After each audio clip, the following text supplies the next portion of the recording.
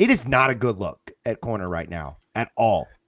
Yeah, but I mean, I get it, and I'm normally the one saying, hey, we got to be better. We got to be better. We got to be better in the portal. Like just bringing in a bunch of dudes isn't quite the solution. What's available though?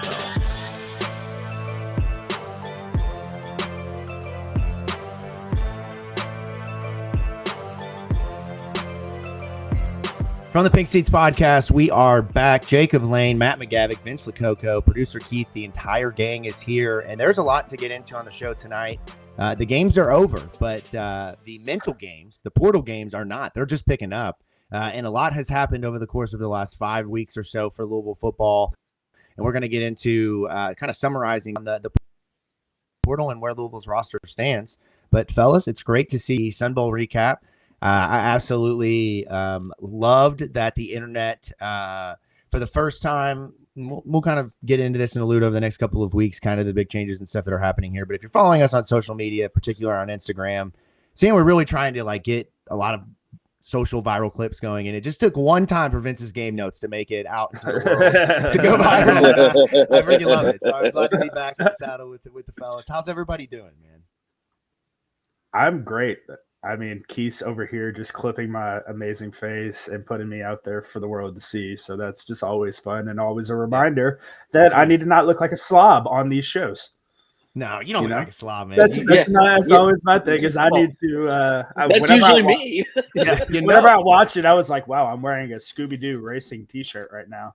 And then Keith keeps saying like, oh, X amount of views. I'm like, huh, at least I know I have a sense of humor. So now this is where I say, you know who can help us to not look like slobs? Our friend over at Insert Brand here. Come on, sponsor us, dude, if you're cool. Warehouse. Yeah, right. I was just about to say. I was going to say, no, get me a man. JD Bank. What was the name of the place where I could get 5 suits if I bought one? What was the name of that place? JP. I would go. You don't know what I'm talking Macy's. Macy's. Let's get Macy's to sponsor. Okay. We'll each get like $100 per month on a Macy's card. That'd be awesome. See, I was going to go the route of like Manscaped. I'll just run around this tailgate. Shave your balls. Shave your balls. We have Manscaped for a hot little. Yeah. Seconds. Shout out to a past sponsor of the show. I still have the tools are still in rotation. I still have the tools are still in rotation. No, I'll vouch for Dr. Squatch because I'm like rocking the Sasquatch beard right now.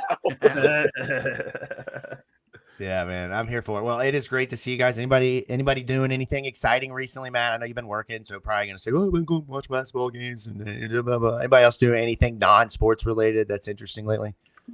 Well, I chipped my molar a couple days ago. So oh, God. Oh, okay.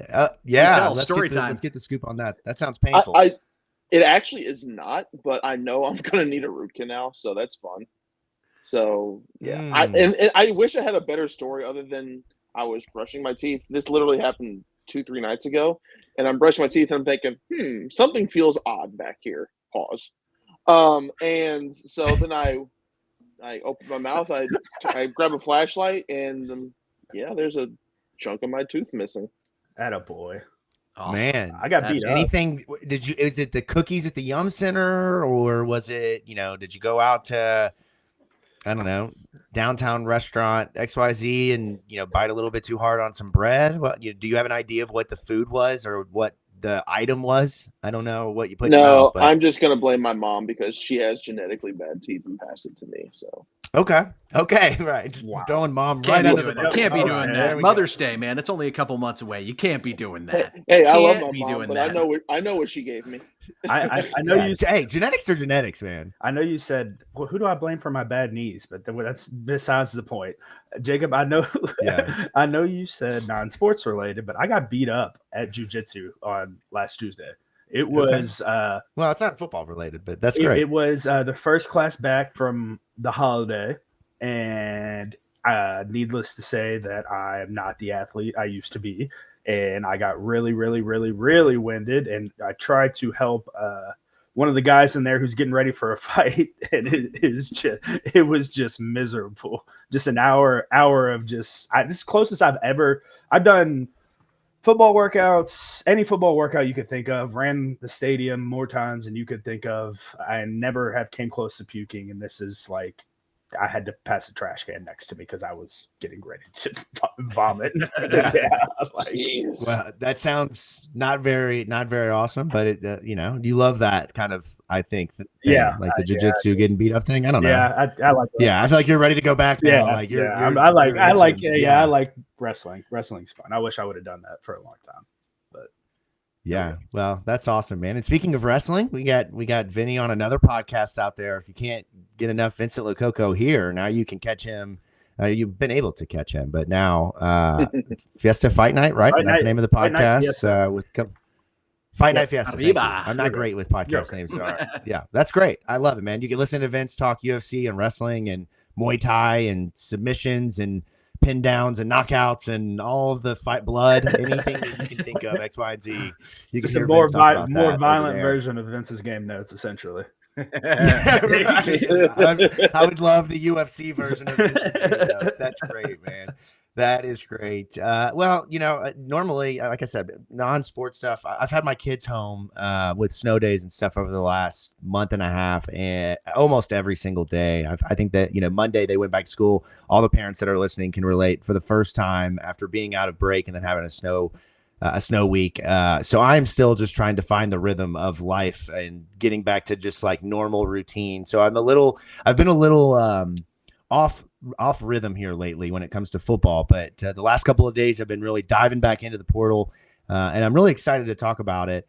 And I think we're going to have a lot of interesting opinions here on the show tonight, fellas, because I think that Louisville's done a lot of good things, but I don't think Louisville's done a lot of great things. And we'll dive into some of the specifics of that. I think there's a lot of work to do to get the roster to where it needs to be to contend for the ACC title, college football playoff. Like, I think there's still a lot of work to do, but guys have been working. They had a lot of spots to fill, and we're gonna talk through some of that tonight. So, Keith, will you run us through some of the overview of the transfer portal and where we stand on January 19th at about 8:30 for Louisville football?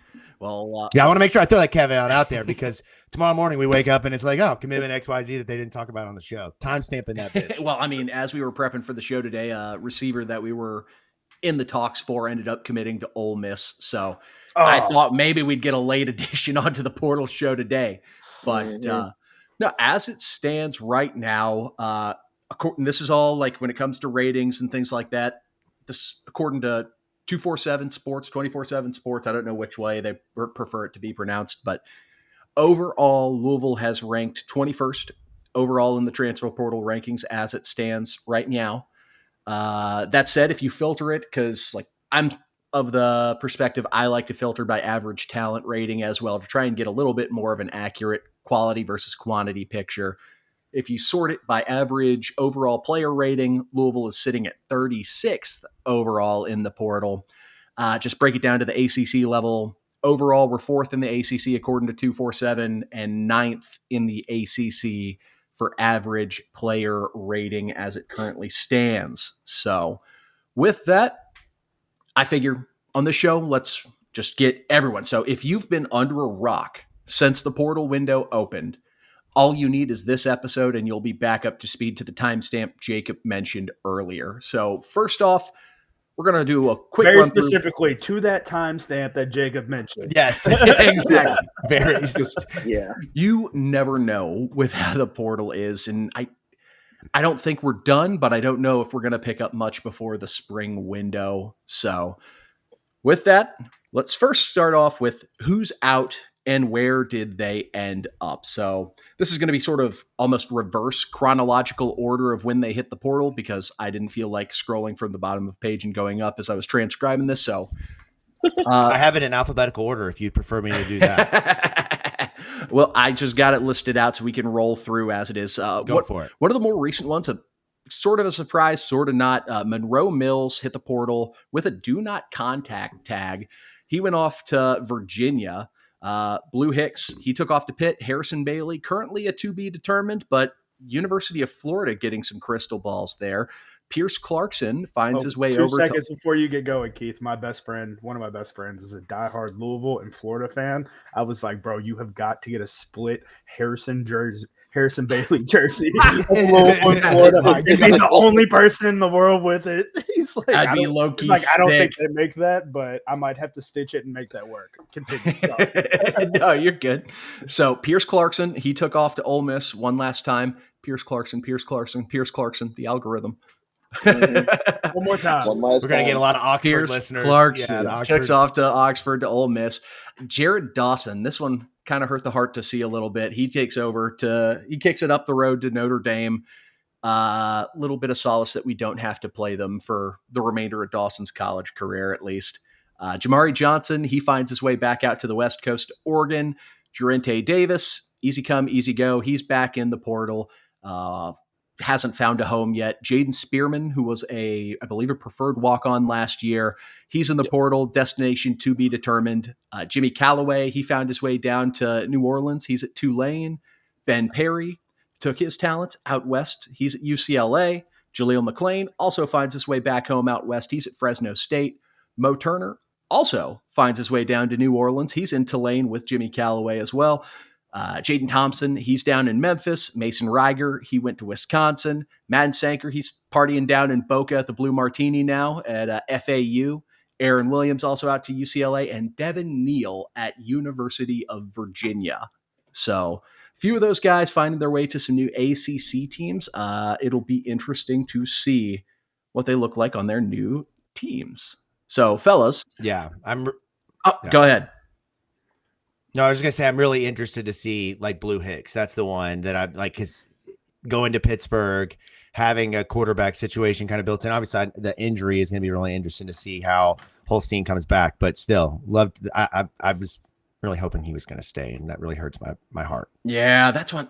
And it's weird because like I want to make the Pat Narduzzi offense jokes, but they actually had a passing game last season, so I'm exactly. And I mean, we'll get to see him because Pitt comes we're going to Pitt next year, so to Pitt, yeah. Yep, we'll get a shot at them, and we'll also play Virginia, so we'll see Mills and Devin Neal as well. So good. I want to see Devin Neal. that boy needs some. That bothers me. Just quitting on your team. That one really, for me, the biggest like one stab in the heart is definitely Jared Dawson. Seeing him. Being able to up close and personally see him develop from an 18-year-old kid to where he's at now was something very spectacular to see. If you would have known where he was at as an 18-year-old kid and the stuff he's had to fight through to get to this point, incredibly happy that he's ended up at a powerhouse like Notre Dame. I mean, it could not have ended better for him in that situation. So, I feel like academically, though, that's a move that makes sense because he wasn't one of those guys who just got buried on the depth chart for 2 years and then left. Like he did 4 or 5 years at Louisville before he finally hit the portal and moved on. Yeah. So like I'm 95% sure he got his Louisville degree. And this is, while also a football move, also an academic graduate studies move for him as well. So that takes a little bit of the hurt away. I would also, he probably also, if you look at just the situation, probably got paid for one final year as a grad transfer to go up and be a rotational defensive tackle for a team that thrives on having a lot of bodies, being able to throw out different, completely different lineups from an upfront standpoint. And I would imagine they probably paid more than what Louisville is paying their rotational defensive linemen, if I'm being honest. I mean, I don't know that for a fact, but that would just be the assumption because it's Notre Dame. So that is a glow up for Jared Dawson. That's when I'm like, I hate to see it, but I love it for him. That's a ultimate way to kind of finish on top of your career is getting a chance to go and play at Notre Dame. Yeah. How about you, Matt? What was some of the most painful or like most surprising losses? Or you also on the Jared Dawson train? I was actually on the Jamari Johnson train. It kind of made sense as to why he left, in a sense that like I get the vibe that Brahman Company don't want to invest a lot of NIL dollars into guys who are injured, because I get that same vibe from Monroe Mills. And with that, I mean, the tight end room it took a step forward this year, but it still wasn't super great. It was better than it was in 23, that's for sure. But I mean, with Redmond on the way out after a year here.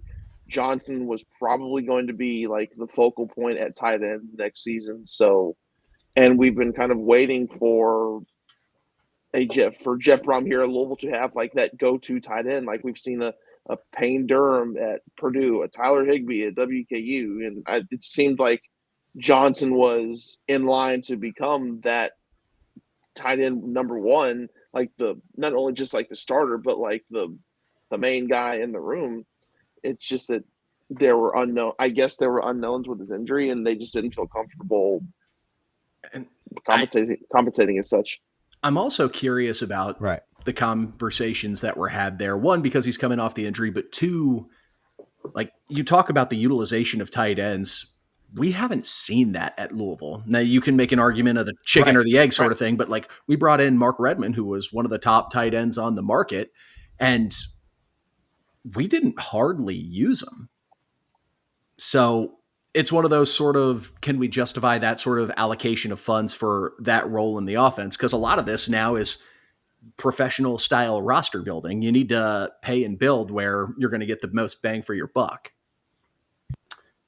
Right. And you also went out and acquired what I would imagine is a fairly expensive quarterback. One of the top names in the portal. Not, it's obviously not the $8 million deal that the quarterback going to Duke got, but it's still, going to be a very high dollar NIL deal. And so this year, when you have as many guys as you have to bring in, you're going to have to take some losses. It's just like the NFL. They can't re-sign everybody, right? Like unless you're the Chiefs. These conversations about, unless you're the Chiefs, right? Or unless you're, Oregon, Ohio State, or Dodgers, So we're not going to talk about Dodgers on this podcast, but keep going, Jacob.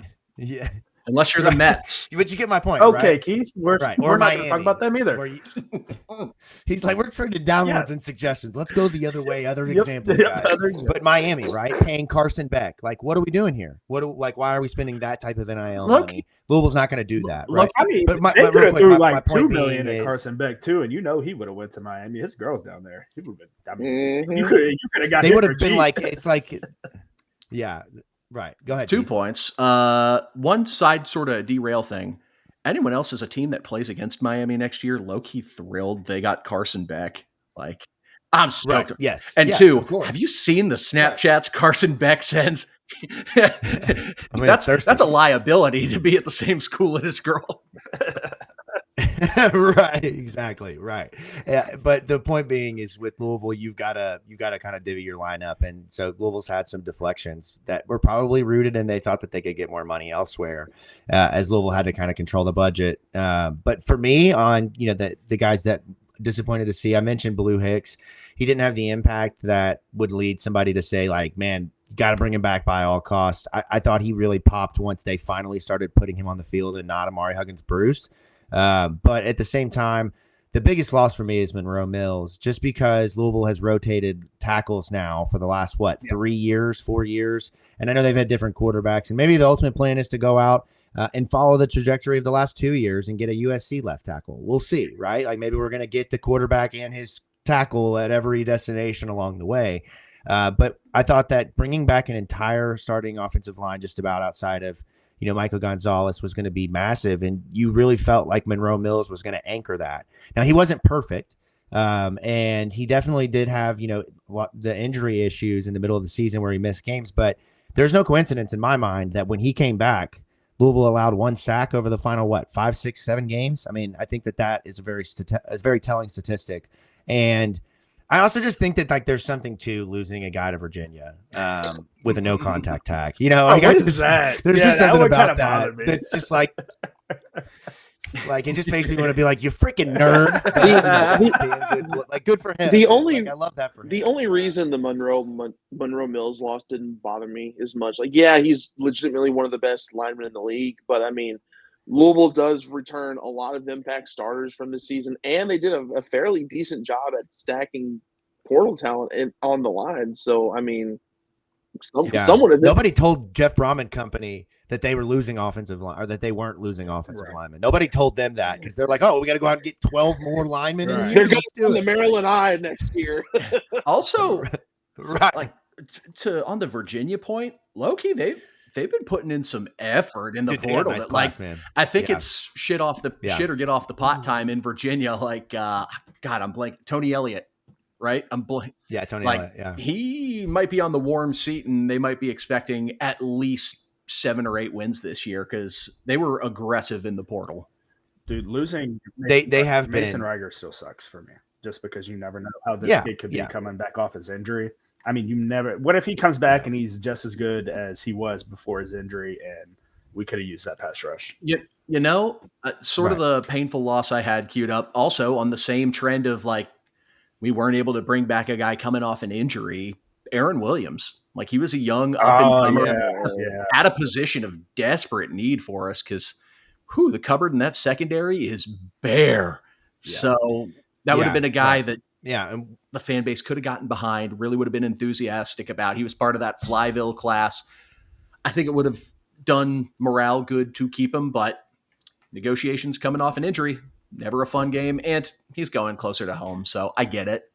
Yeah. That's the one thing, right? Like his college football 25 transfer portal, like deal breaker was it's got to be an A+ close to home proximity. And it seems like that's like it, he's going to land there. And I bet he probably will end up with an opportunity to go to an Oregon or go to a USC or to find another home at a, maybe bigger name school with more money.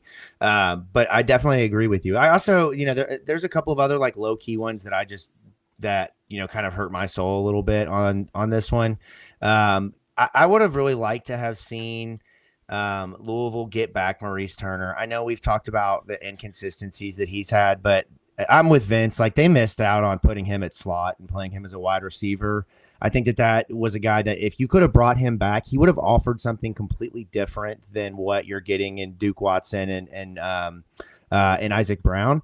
But, you can't blame a guy like him and Donald Chaney and these guys going out with limited snaps in the running back lifetime trying to, get onto the field so that they can either get paid or, in Maurice Turner's case, I wouldn't be shocked if he's in the portal again next year looking to go back up a level after having potentially a good year at Tulane. He'll be a nice weapon for them down there in that offense for sure. Did Flyville fly too close to the sun? There you go. That's those writing chops, Vince. You're set. I was holding that. Yeah, right. We can weave a Icarus tale. I think that there's no harm, no foul in that class leaving. You never really they were all here and they were all on a team, but none of them in the Flyville mantra outside of Jamari Johnson provided you. Yeah, well, I'm talking more about the Cali guys in particular. Not just the Flyville guys. Stanquan, of course, but the Cali guys. That never really came to fruition to where you have this dynamic passing attack with Pierce Clarkson and Jaleel McClain and Jamari Johnson. Almost like Vince was right about West Coast football. I was just about to say that. 7-on-7 is not football, bro. It's just not. Someone tell the Florida boys that then. Oh my god. That's different. That's different speed. That's different speed. Florida speed different. That's completely different. I had a huge thing queued up. I was gonna all of these things, all these outgoing transfers. None of the moves were really that surprising. Most of them made sense. And then I was going to put in a little caveat, like I wish them all well, but maybe West Coast football is soft. You trampled the bit, Vince. I'm sorry. I love weather, it, man. It gets to them, Yeah, well, a couple of them are not avoiding it any further. I mean, I guess Pierce Clarkson is headed to Oxford where it's going to be warm for majority of the football season, I guess. So really never mind. No one's going into extremely cold. Like that's Oregon, a unique I guess. one, Pierce going to Ole Miss, because if you look at what they've been doing, they didn't bring in a high school quarterback this year, and they haven't brought in any other portal quarterbacks. So right now, Pierce is the only guy they're bringing in this year. Maybe Lane is seeing an opportunity. I know they try to get the quarterback a little bit more mobile, and I feel like the scheme is definitely at least a better fit for Pierce than it was here. That's a weird one, though. Like somebody tweeted out that Steve Clarkson's the best salesman in the country. Yeah, I saw that. I was just about to say that, man. Like, shout out to Steve Clarkson for that one, man. I mean, hey, when you got the connections, it's not about what you have or what skills. It's all the time. It's about who you know. All I'm gonna say is if you think ACC offensive linemen are big, Right. SEC Good luck player. throwing over your 6'7", 335-pound offensive Yeah. tackle. Exactly. Right. I was just a Right. little bit surprised that Pierce didn't transfer to a program that runs an actual like West Coast style offense, just because his main hang up as a quarterback is arm strength. So I really thought he'd go to a place that's like a lot more spread and doesn't really know. And there goes Derrick Henry. Yeah, Sorry. like I thought like a Liberty sort of spread option scheme, or Yeah. like San Diego State with Sean Lewis, like the veer and shoot offense, where just get the field spread, a lot of lateral movement, spread out the defense. You don't have to go deep too much. I thought that would have been a better schematic fit for him. But hey, man, if you're getting an Ole Miss offer, get that bag, young man. Take it, yeah. Yeah. Right. And and the same could be said for Harrison Bailey too, Yeah. right? Like in terms of the bag. Like what business does Harrison Bailey have going to Florida? Because if that's the case, why did you leave Louisville? You could have been the backup here and competed in the same type of way for a starting job, where I thought he would be a Conference USA, American Athletic Conference guy, where he could transfer down a level and play right away and be a star in his final season. I would argue Florida is going to put DJ Lagway at risk a lot more as well. Obviously, the monetary difference, like SEC money, you're going to get more than just about every other team in the country. Yeah.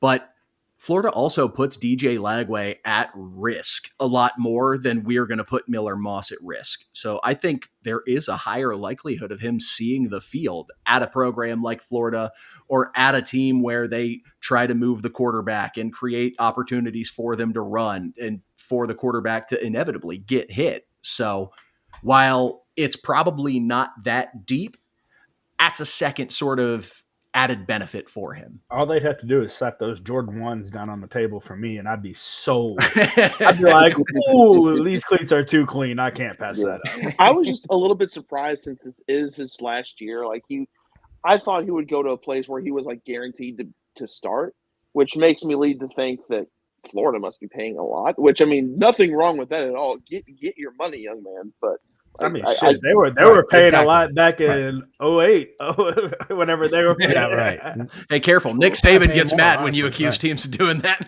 Oh. We didn't cheat for our players. Yes, you didn't, but you made your players do your dirty business. Right, your runners and your other staff members. It's really plausible. Don't you throw those student assistants under the table? God damn it! I will not have it.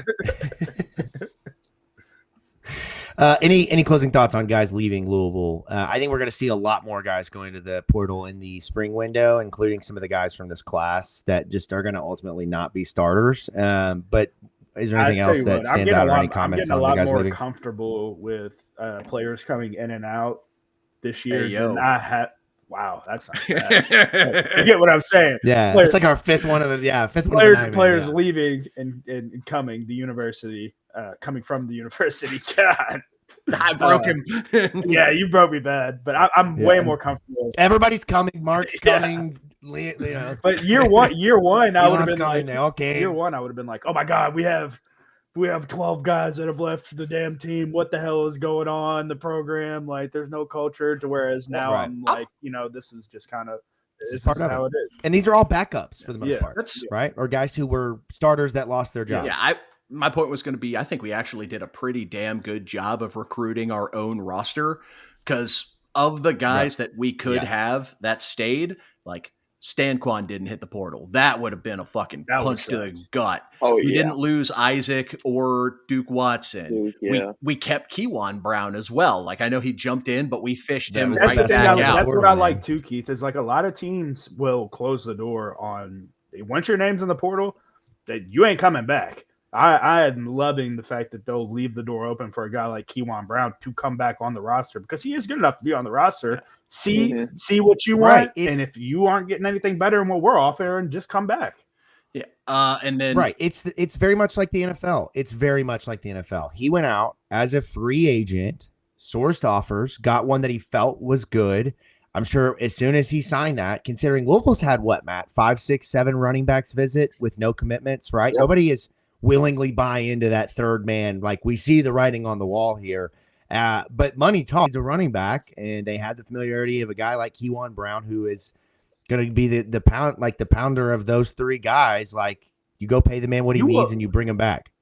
Yeah, you were I mean, guaranteed to Fluff get touches. Bothwell visited, and he was a 1,000-yard rusher. I'm like, Right. Fucking sense does this visit You're make? guaranteed. You're guaranteed to get touches as the third guy every year. That we've been doing this show. None of those running backs have made it all 12 games, the entirety of the season. Exactly. Be it Jawar or Isaac Garendo or the guys last year. If you just do your job and are a good third reliable guy.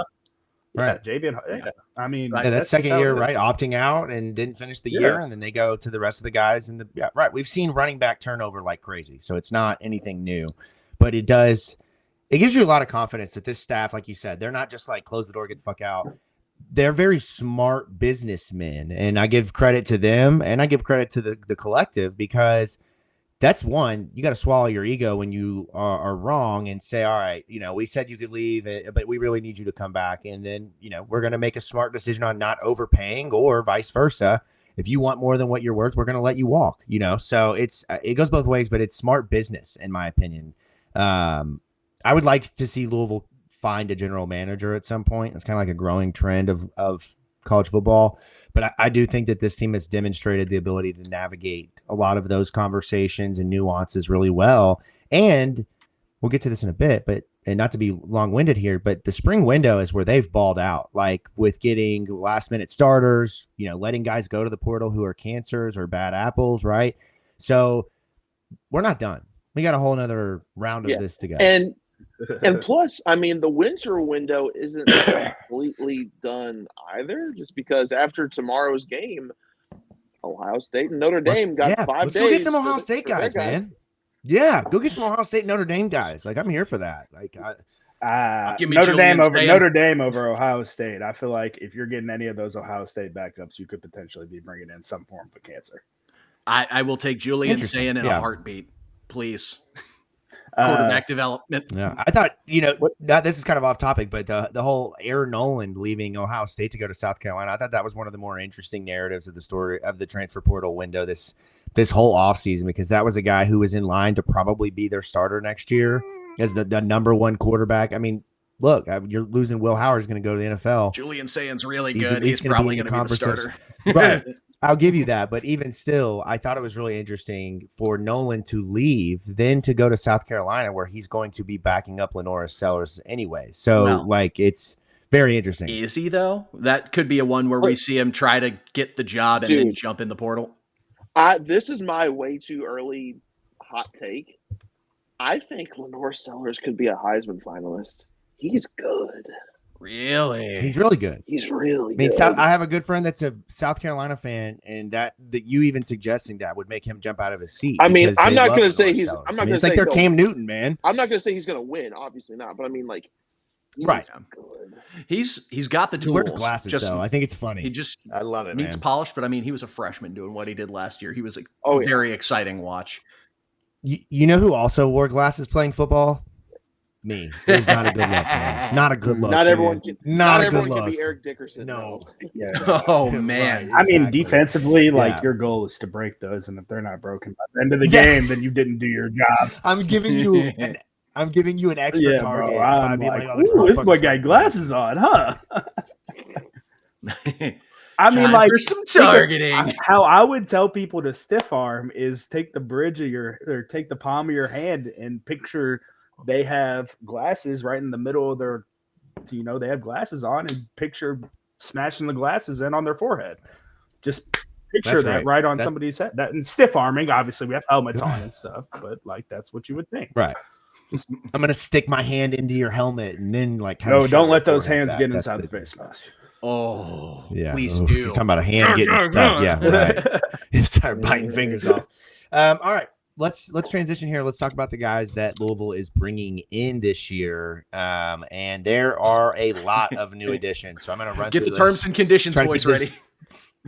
Right. This is Keith around the ACC in 60 seconds, followed by Underdog Fantasy Read. But here we go. And please, by all means, last name, first names. I'm not great at those, Matt. And I think that you've been writing and asking about these guys. So please, by all means, jump in here with correction when it comes to the pronunciations of these, because I'm Tyler Harrell. So here we go. Starting with the top.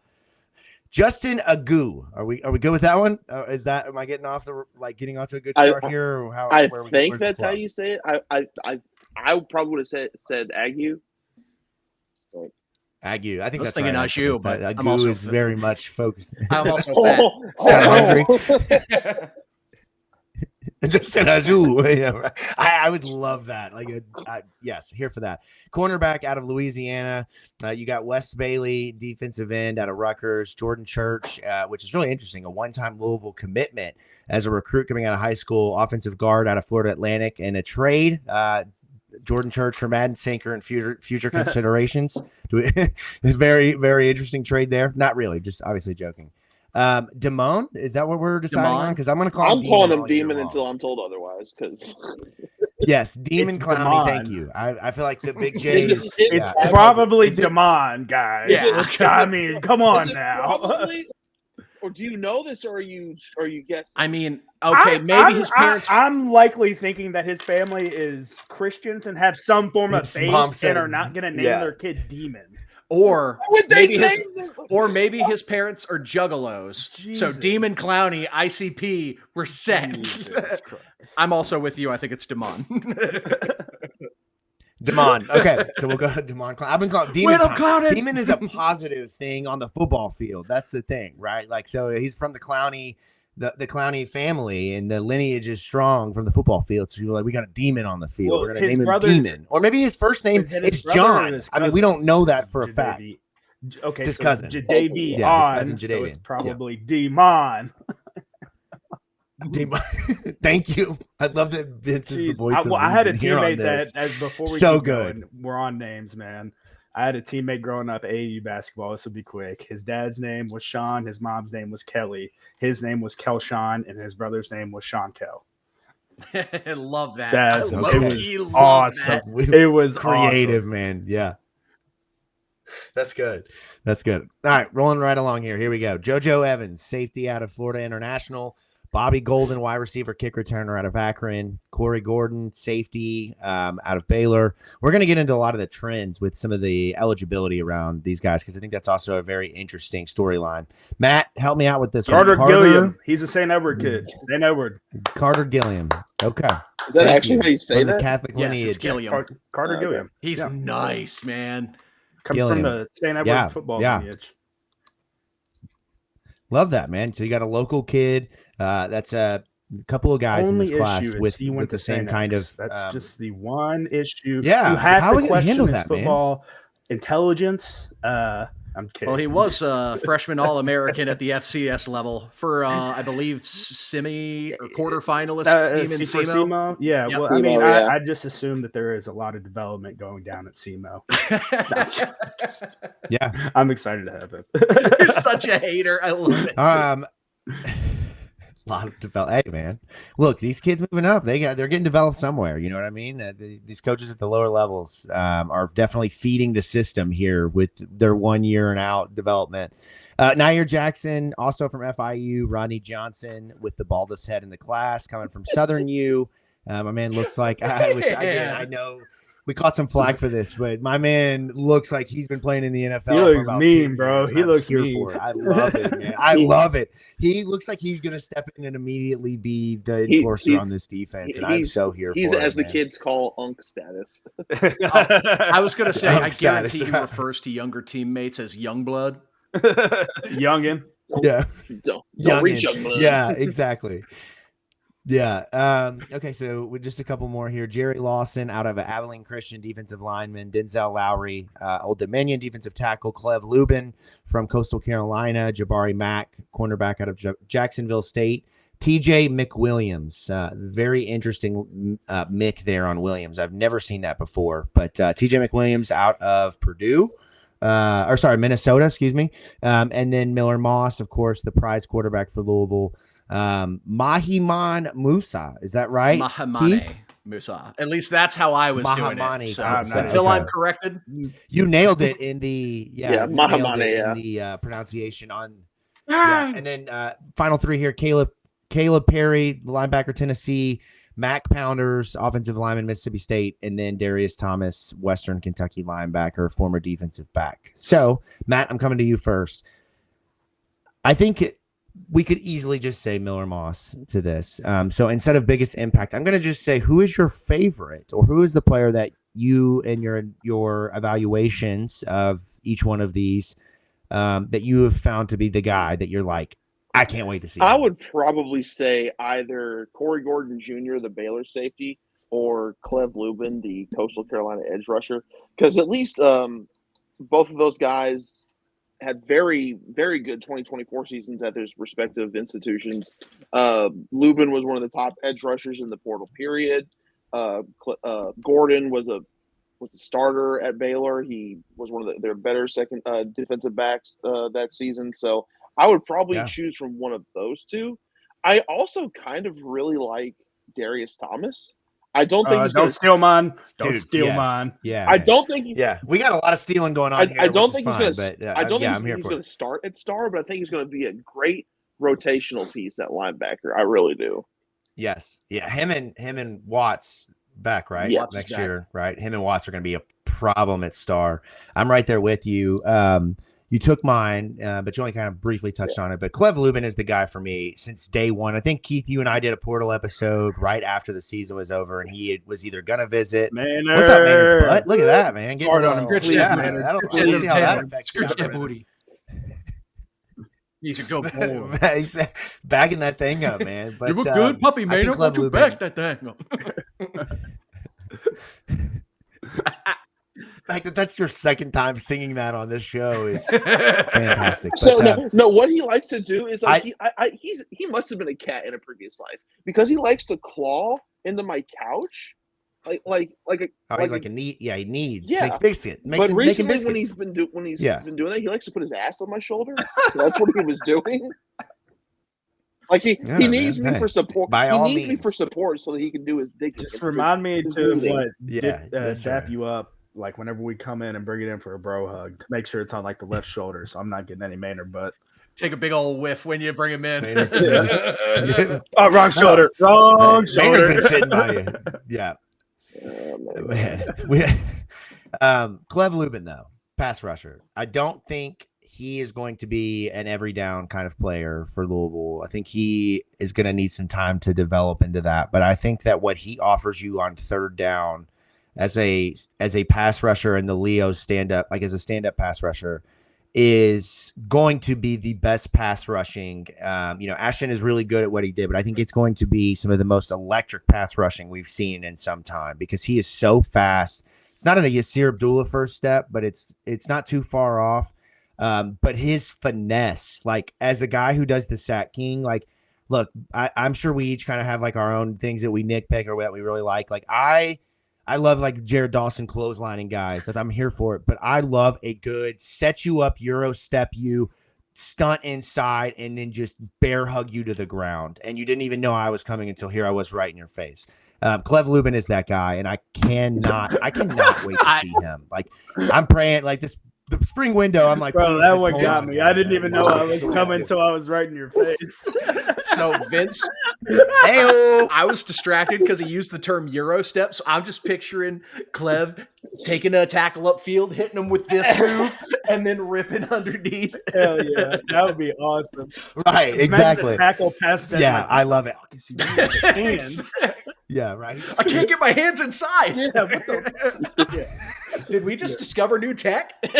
But I'm right. Go ahead. It's this first step, and then it's the outside, and then I've got the quick back inside. So it looks like the Euro step is just and the then side the dip, to side layup, side to side. Yeah, it's right. Exactly. Like Matt, I'm excited for Darius Thomas.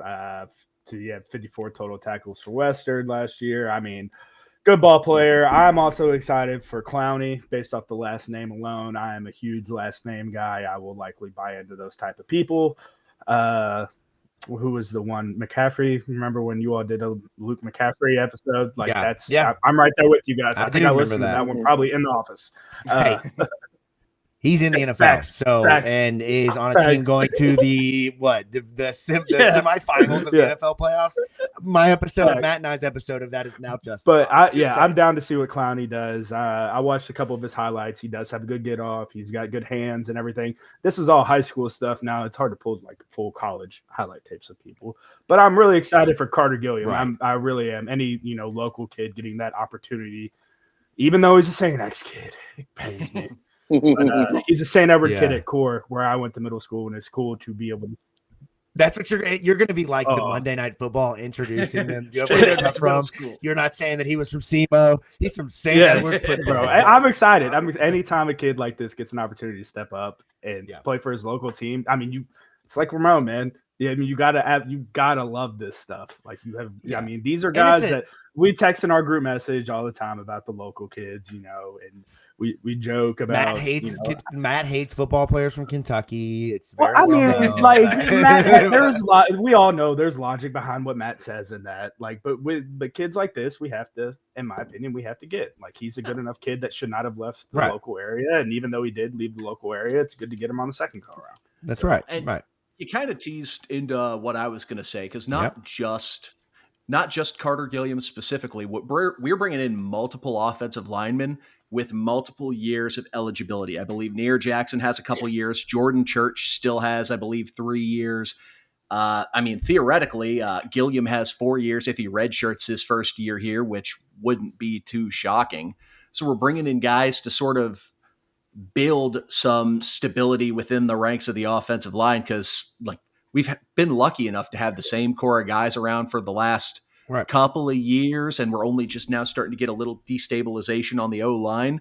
So we got to have another generation ready to go, and I think this is sort of laying the groundwork to bring that in. So while they might not be on the field year one, I'm really excited about Gilliam and Church, and then Nair Jackson. He might find his way on the field. That he's a dude. He's six man. He's 6 man. Like, in my opinion, right now, he's the 6 man. Well, it's going to be weird. Like, I'm curious to see how the spring window goes. I think all the offensive linemen we brought in, I assume we're going to see a couple out the door, because we've got a bunch of really good O-linemen, and it's going to be a premium position in the spring window because O-line always is. I think whoever doesn't win that top 5, 6, maybe 7 spots on the O-line, because we're bringing back guys like Rasheed Miller as well, who saw playing time this year. Lance Robinson too, right? I know he's not been healthy. Coming back off the injury, right? Yep. So I mean, and Vic Cutler, and it's like it's not an embarrassment of riches because these guys are not starters, but it's like you're literally rolling the ball out for a tryout. Like, you were talking about that all last season, Keith, and I really think that's the case. Like, we know we've got 3 guys who we're going to say are our starters, and I'm not saying that's the case, and that's just hypothetical, right? But it's like, all right, the rest of you 14, here's the ball. We'll find out at the end of tryouts who's on the team. Like, I mean, that's what it kind of feels exactly. like. Yeah, because they've got 18 offensive linemen on the roster right now, scholarship linemen. Like, I don't even think they have 18 chairs in their meeting room. Right, somebody's got to stand up the whole time, right? Like, by logic, they're going to lose at least 2 guys in the spring window, maybe 3, depending on. Right. I think it's going to be an interesting battle between Pounders, Musa, and Rasheed Miller for that tackle spot that opened up for where Monroe Mills left. Like, Pounders played right tackle at Mississippi State, I believe, last season, and I think he was at Memphis for a few years before that. Like, it's going to be, and that might be the best one of the best battles that we end up talking about going into camp, like that right tackle spot between Miller and Pounders. Like, if that ends up being the case, there's so many guys, right? There's so many guys. Well, he's there. I mean, he started 3 years he did started 4 years at Purdue. You look damn straight in my eyes and you tell me that think he's going to start here. You won't do it. You won't do it. You're not going to say it, right? So Vince is keeping me on my resolution. The battle will be had. The battle will be had. Be a nicer person and be more positive, Keith.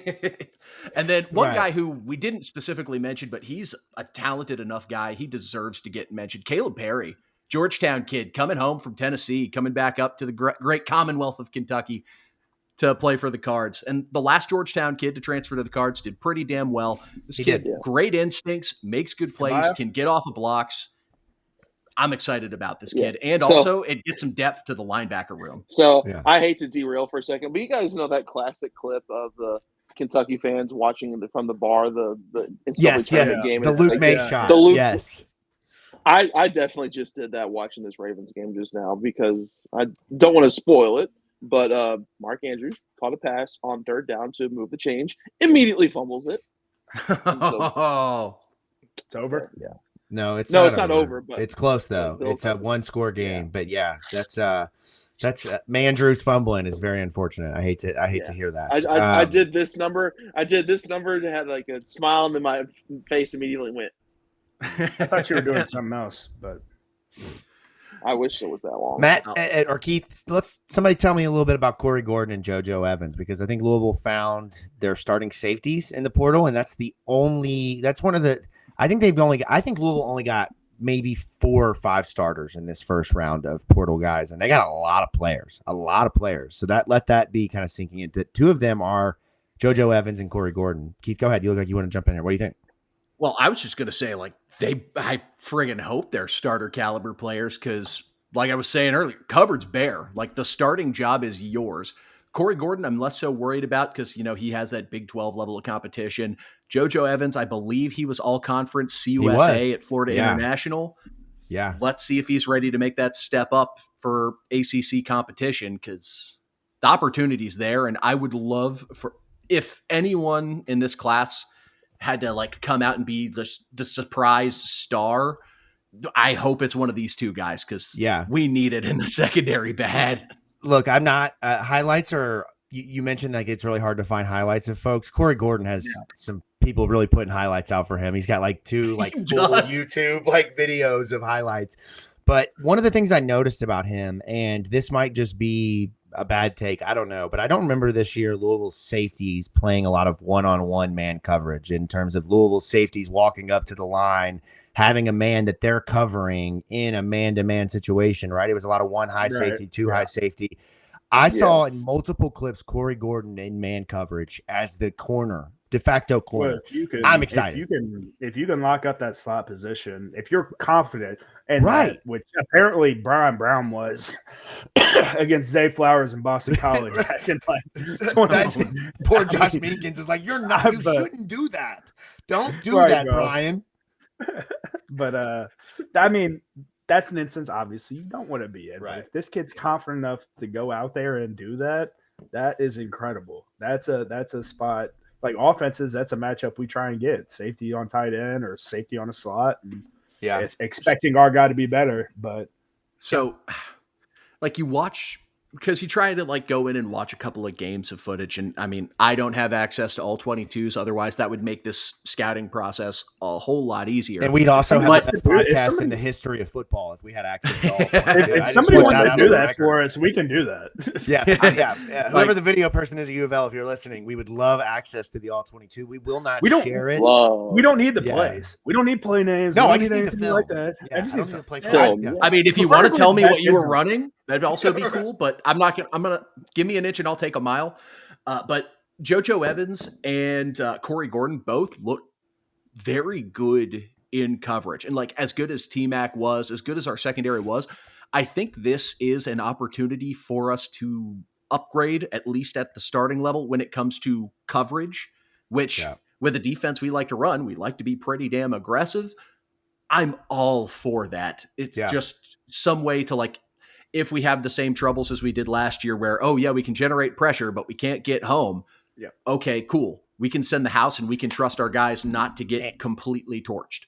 Exactly. And here's the thing, right? And this opens up the conversation of what's left. And we'll continue this conversation throughout spring. But right now, Louisville's corners, it's not a good look. It's not a good look. It is made up of low major transferring up corners from Louisiana and from Southern, and Jabari Mack was from what? Where's he from? What am I blanking on? Jacksonville State. Yeah, right. State. That's your 3 guys right now. We don't know the status of Tayon Holloway. I figured that would have resolved itself by now. That if he wasn't going to be a part of the team, we would have known that. In my opinion, I'm not condoning this, but I also understand this is the day of college football that we're in. They're not going to let him go, or that's not going to resolve until there's some type of legal resolution, in my opinion, because they need him on this football team. Whether you want to, like, I know that's not a good take, but like, that's the truth. Just like from experience with like being around instances of like players getting in trouble and the public not really knowing much, but us knowing more obviously internally. It's just those guys are never even really, around the facilities at all. You're not even. Right. It's like you're not even on the team, and it comes a point where say they hit spring ball where you're like, you don't even notice he's there, and then you hit fall camp and it's like you forget he even exists, and you wonder and you're searching, and all of a sudden you see he's in the transfer portal, and you're like, oh, that's what he's doing. I bet it's on the spring field. That was 2 years ago. Who was it that was in trouble with the law? I know. I'm not saying that's the case, but there was a guy, somebody 2 years ago that had gotten in trouble.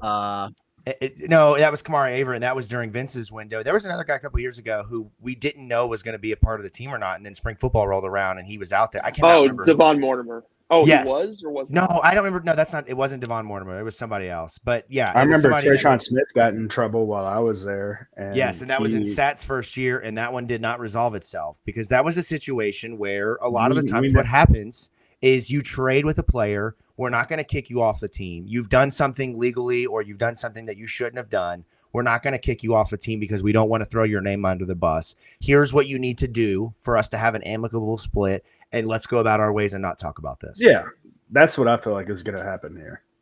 And that very well could be the case. But here's the thing. And again, I'm not condoning what he did. I'm just saying that Louisville has a very big need at corner, right? And so Louisville may wait to try to see what happens with his legal status. And to kind of transition away from that, behind those three corners, guys, it is Raymond Mosby, who played a lot of snaps and played somewhat well. It was up and down for a true freshman. And Antonio Harris, the male Louisville freshman. I mean, it is not a good look at corner right now at all. Yeah, but I mean, I get it, and I'm normally the one saying, hey, we got to be better. We got to be better. We got to be better in the portal. Like just bringing in a bunch of dudes isn't quite the solution. What's available though? Like that's why you got to wait till the spring window. Yeah, you got to wait. That's what you got. There are a few players that are like from power programs who didn't get to see a lot of opportunities. I don't know what we're going to be able to get. Like there's a couple of like former 4-star guys like Rodarius Jones from Mississippi State, DeCarlos Nicholson from USC, Kamari Terrell from Oregon. Like there are a couple of guys, but they aren't proven. And I mean, hey, like this staff, I'll give them a lot of grief for recruiting. One thing they do well is talent identification for like a lot of low to mid-level players. Like if they can play or fit in the system, they can. Mm-hmm.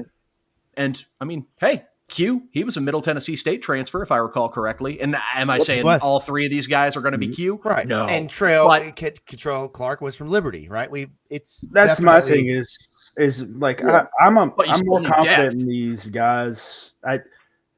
The guys jumping up and playing, I'm a lot more confident in than a DB like a PJ Ambanasaur coming from Oklahoma to Louisville and being a dud. Like I think he didn't play. Yeah. Oh, do we still have Dave McCullough? Yes, we do. As well? Yeah. Okay. Yeah. I just think that corner position, it's easy to, cover twos, cover two, cover threes, cover three, man's man to man. Like, I mean, their kids are going to have an unreal opportunity because there's not a lot of depth at that position to be able to prove themselves. And, our staff might say, hey, let's just go get one guy that can be a depth piece to these guys and rock and roll. I don't know, though. That's a weird spot. Don't forget, let me just throw this out there. I'm sorry to cut you off, but don't forget, Storm Duck 2 years ago was a spring football edition right after spring, right? I know that was different coach, different era, right? But just saying, like, they can go out. Who says that LSU didn't get three too many corners, right? Or whoever, insert SEC school, and one of them says, I can go be a starter at Louisville and get paid?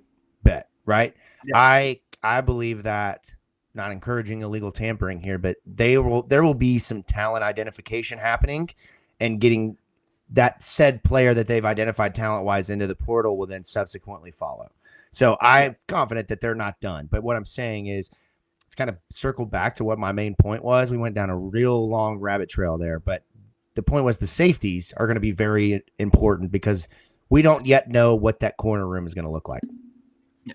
Well, and to just tack on a little bit more on that spring portal window, I mean, shit, Miami added 4 of the top 16 corners in the transfer portal, according to 247. Now, they have the means to keep all of them? Yeah, sure. But do they have the playing time to keep all of them happy? Little iffy on that. So, right. Coral Gables, keep an eye down there. Only 2 or 3 can play at max. I mean, right, exactly. And right now, Louisville has 5. So need a couple more, just purely numbers wise. And you want to see, like, again, it's nothing personal. I agree with you guys that there is a talent identification with this staff, but none of these 3 players that are currently at corner were, if I'm not mistaken, all conference guys. They weren't necessarily standouts that were on the fringe level of being pros like Q Riley was a couple years ago.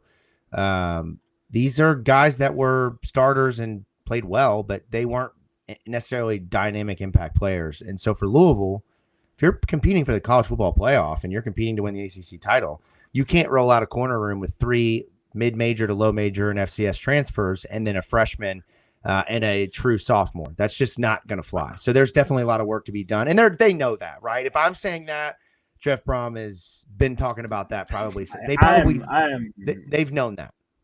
I'm anxious to see what Antonio Harris can do with this opportunity right here. As a true freshman, as much talent as that kid has. Yeah, the name he has. I mean, having a freshman starting corner is something that I wouldn't be mad about. Like at all. I'd love that. I would not be mad about having a freshman over there starting as long as we're confident in whoever we have, giving him next support at a safety and at the other corner position.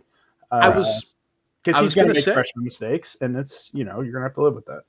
I was going to say, I'm curious how, because whenever you listen to Coach Brom talk, when he's talking about high school recruiting, a subject that I've gone on plenty about, he wants to bring on guys who are able to contribute. That's a constant. I may be paraphrasing, but basically saying he wants to bring in guys who can play.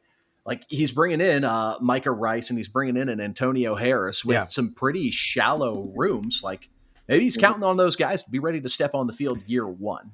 I don't think Harris is enrolling early, if I'm not mistaken. I think he was one of the guys that's in the back half that were reporting to June. I think Michael Rice did enroll early. If I'm not, I might have that wrong, but Rice both of them are enrolled. The 4 signing day ads are the ones who already enrolled. Kaufman, Abercrombie, Fulmer, and Williams. I mean, that kid's smart as shit. That kid is incredibly football smart to be able to transfer mid-season to another high school and not even – I get it's high school, but, like, to get the playbook and to – I don't know what all was going on in his brain, obviously, during his playing time over at North Oldham. But, I mean, to be able to pick, to drop your Moeller playbook and to just pick up another playbook and not skip a beat and be a dog and be a player has to say something about your football IQ.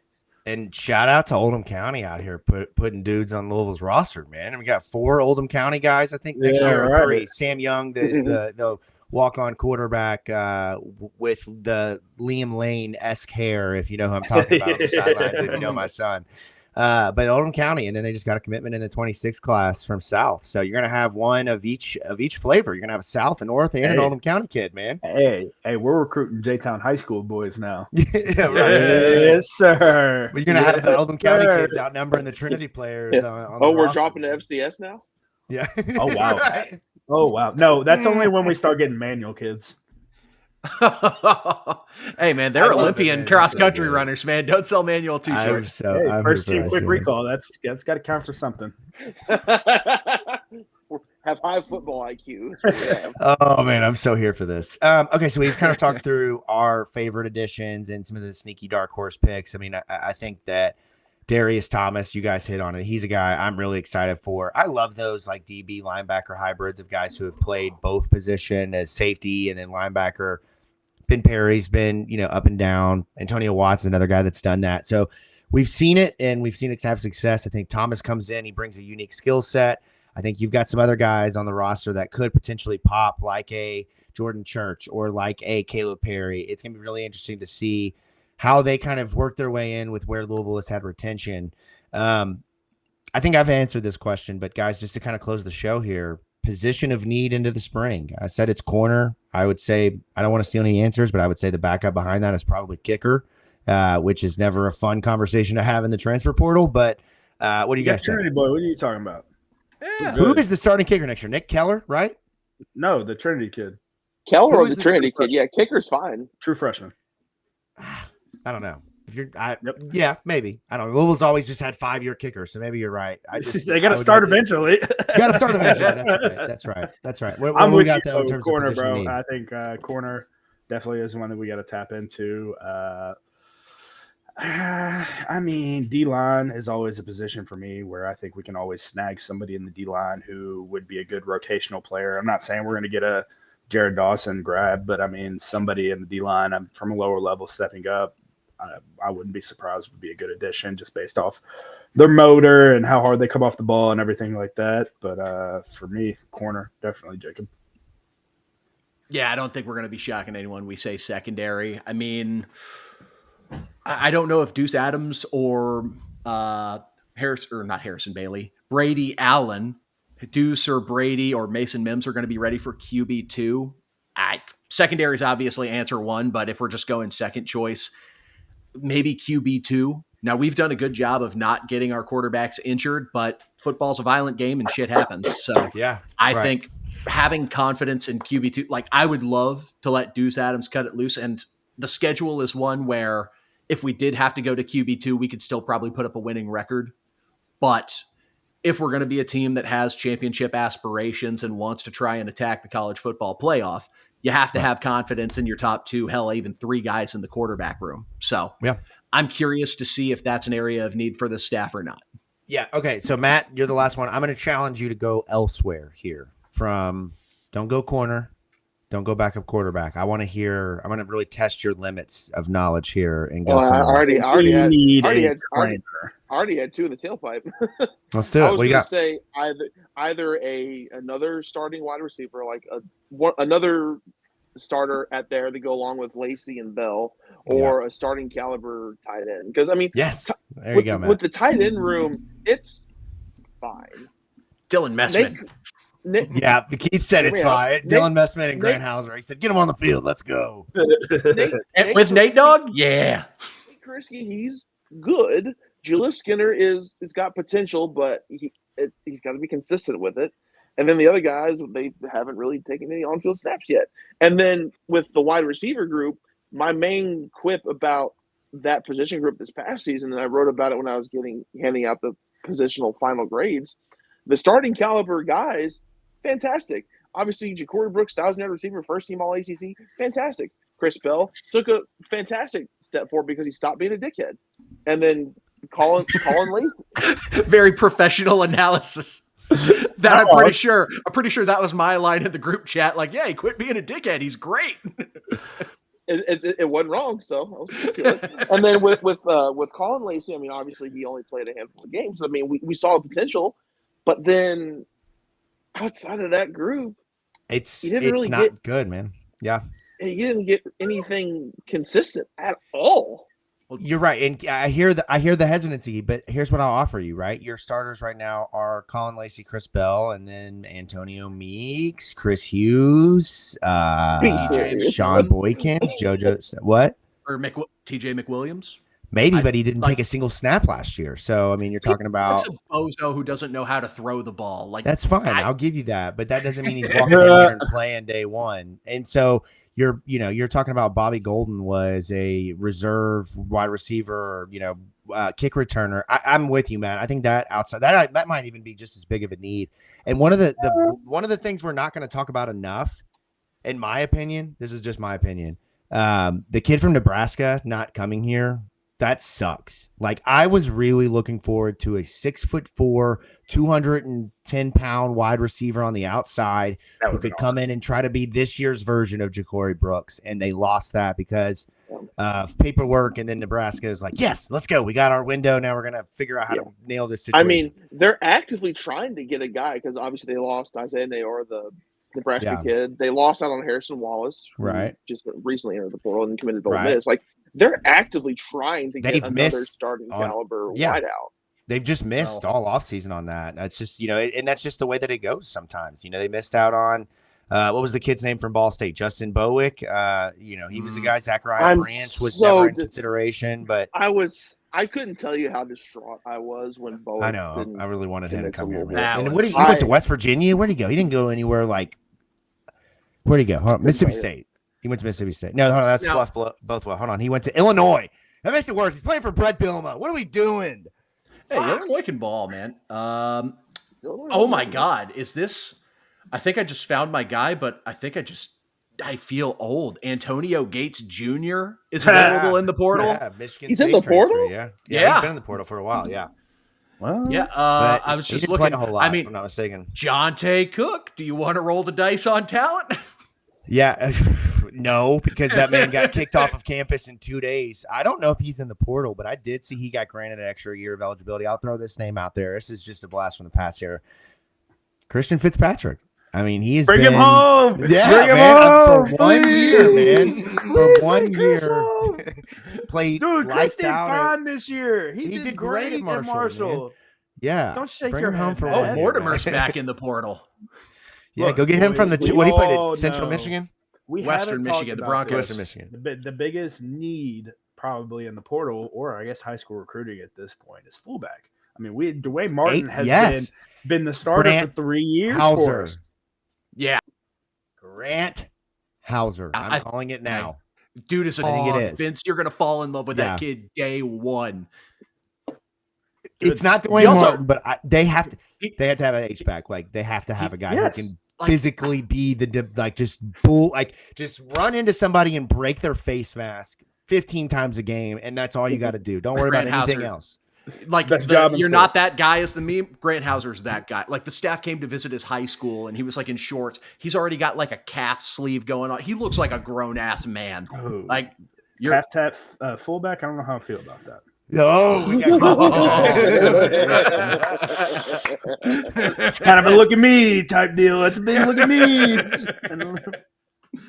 But no, like that's once the open practices start rolling out around spring, we'll come. I'll come. Yeah. See, we can watch Grant Hauser bust some heads.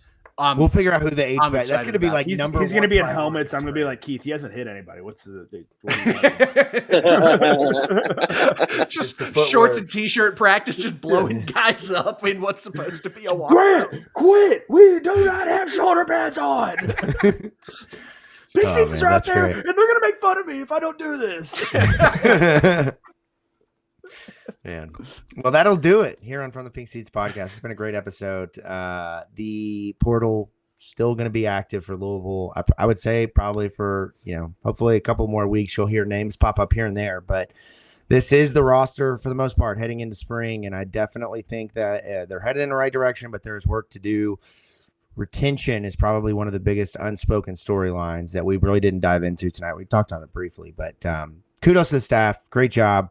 Let's keep it going. Spring football, just a couple months away. Until then, off-season content rolling out, starting hopefully middle of this week, maybe early next week. We've got some guests that will join the program, former players, media personalities. Of course, if you've been listening to the show for the last couple of years, we dive into some of the nerdy statistics and get Matt to break out that PFF calculator and all the good things. Still, last year, the RIP to Football Outsiders still hurts my heart that site no longer exists. But yeah, it's certainly going to be a fun offseason breakdown because of the way that the season went. We feel so like disconnected from that because it felt like it was so long ago. But I'm really excited to dive back in, see what we can learn about 2025. Until then, if you're not subscribed to the show, what are you doing? Go and subscribe right now from the Pink Seats podcast, anywhere you get your shows from on the audio side, Apple, Spotify, and right below us, as Keith is pointing to, you can hit that subscribe button on the YouTube side. Make sure you do that and follow us on social media at Pink Seats Pod, at the State of Lou, at Matt _McGavic, at producer _ Keith, at Vincent Lococo, at Jacob Lane. I don't even know what my own handle is. Jacob Lane _08, I think is what it is. Yeah. Is there an underscore in there? I don't even know, man. I've lost track. No, there's no underscore. No underscore. At least I know you all. You like that's look at that. That's good hosting right there. What's your TikTok We'll catch you account? all. Yeah, we'll catch you all next time from the Pink Seats Podcast. Jacob Lane, Matt McGavic, producer Keith, Vince Lococo. Let's go.